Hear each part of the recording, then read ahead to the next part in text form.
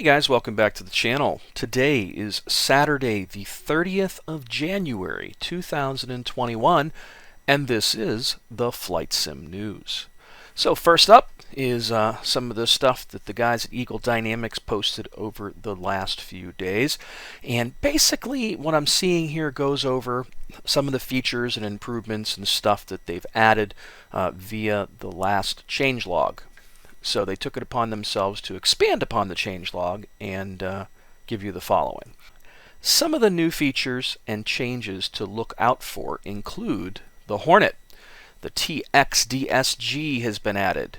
It allows you to see ground destination points and launch and steering LNS targets for flight members and friendly aircraft on the same Link 16 network. If you have not already seen Matt's video on this, please check it out, and they include a link to it.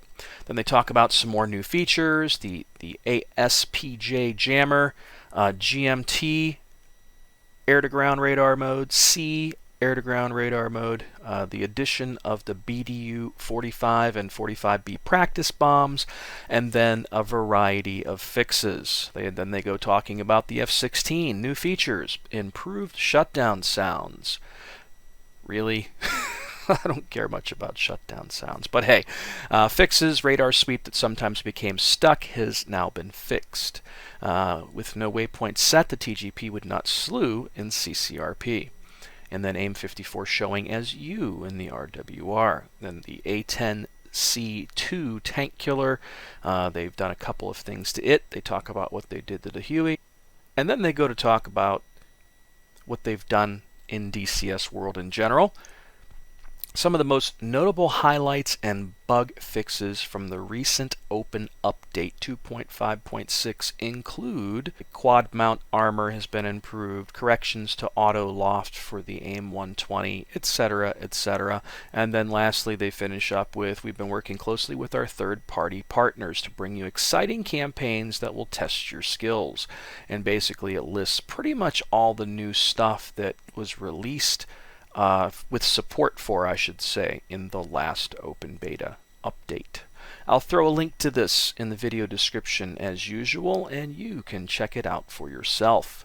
So the guys over at Foxtrot Oscar Simulations over the past few days have been teasing us with, I believe, is a Hawker Hunter. I like this one. It says, early work in progress. Took the Hunter up in the new EFM today.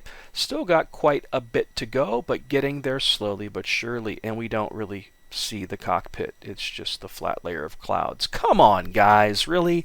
Give us something a little better than that. And then a few days prior, they showed us this image. And again, I think the speculation is this is a Hawker Hunter. What I don't know is if this is actually for DCS or Flight Simulator.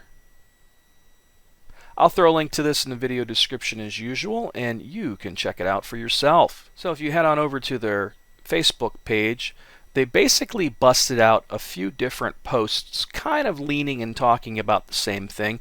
So here they are with, we're working on improvements to the 3D cockpit as well as an English set of labels. Check out the development screenshots. And then if you go to the development screenshots page over at DCS, which they've kindly left us a link for, and then we have these new wonderful images of the Mi-24, which I'm really looking forward to.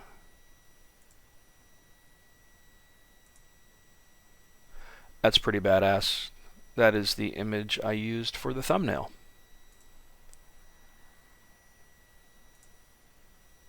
Very much looking forward to flying this in DCS. I'll throw a link to this in the video description as usual, and you can check it out for yourself. Alright, and here we are at Developer Diary 270 now, posted by Han over at 1C Game Studios. Basically, this dev diary is more of images than it is a lot of information. But they do say that these are screenshots of the Focke-Wulf 190-A-6.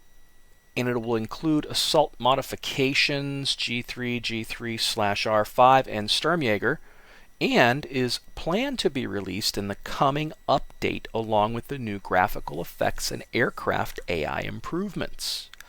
Oh, so that's pretty cool. So we're actually going to get this plane very soon if you pre-ordered the Battle of Normandy. Looks like it's going to be a fun plane to fly. And as we scroll down a little further, and here are the screens on what we're working on at the moment. The feature that all previously released BOX projects will benefit from. I don't remember what that's supposed to be quite honest. Is it the graphical improvements they're talking about? Because I just see a Mustang and some really cool clouds and some, cool graphics, right? It does look really nice, though. Very nice. Look at that metallic detail with the light hitting it the way it is. That's pretty sick, man. And then lastly, this one. So that's good news all around. This next update sounds like it's going to be a winner. Although they've all been pretty good for IL-2 Great Battles series in general. So I'm really looking forward to the Normandy. I think, right now out of all the sims that are coming out, or mods you could say for DCS and whatnot, aside from like the Apache, like Battle of Normandy is really, really something I'm looking forward to for the Great Battles series. And then, the Apache over at DCS World. I'll throw a link to this in the video description as usual, and you can check it out for yourself. Alright, next up, Greg over at Reflected Simulations. He posted this just yesterday. He goes, yesterday was certainly a big day with the release of Zone 5, but the update also brought improvements to my previous campaigns. He goes on to say, I updated all of my World War II missions with historically accurate flak numbers and locations, and added a few safeguards that ensure smooth mission progression. That's fantastic news, and I love how Greg continues to update his stuff and keep the community apprised of what's going on, when it comes to any of his missions, campaigns, and whatnot. And like I said, Zone 5, it's so awesome so far. I'm digging it. So I'll throw a link to this in the video description, and you can check it out for yourself. And lastly, Baltic Dragon made a post yesterday as well, and he goes, some more info about the Operation Pontus campaign, a joint project with 373VS Greg and 373VS Petrus. Why don't people want to use real names sometimes? Doesn't it just sound stupid to have to say that? I think it does, but that's just me. The campaign is based on a new dynamic gameplay concept that we hope you will all like as much as we did during its creation. It currently offers persistence, replayability, dynamic special tasks, time progression, different weather conditions, dynamic briefings, and sitrep. Procedures like authentication with AWACS, refuel, AFAC, radio interference plan. The progress of the campaign is heavily impacted by various factors, including the air superiority that the player and his squadron is achieving, air-to-air and air-to-ground results, fuel consumption, special tasks completion, and so on. It is highly advised to go through the PDF documents first so that you can take full advantage of its features. For ease of reference, we're attaching them to this post. You can also find them in your install directory under blah blah blah blah blah, and you can grab them here. So it's nice that if you're even remotely interested in this, you could probably just go here and download those documents and kind of get a feel for what's going on. So that's kind of cool. So I'll throw a link to this in the video description as usual, and you can check it out for yourself. And that is it for the Flight Sim News today, guys.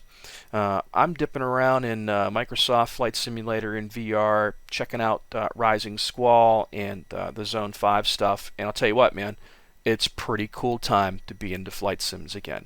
I'm actually a little excited again, and I haven't been excited about flight sims in a long time, to be honest. I did the news, but, in terms of what I've been doing, I've been bored with DCS. I've been bored even with IL-2 as much as I love it, But as new planes come out, as new campaigns come out, as new modules come out, every now and again something will grab my attention, but none of the stuff that's been released in recent months, really has done a lot for me except for the F-14A Tomcat, So I'll leave it at that, guys. As always, thanks so much for watching. please subscribe to the channel. Feel free to hit that like button.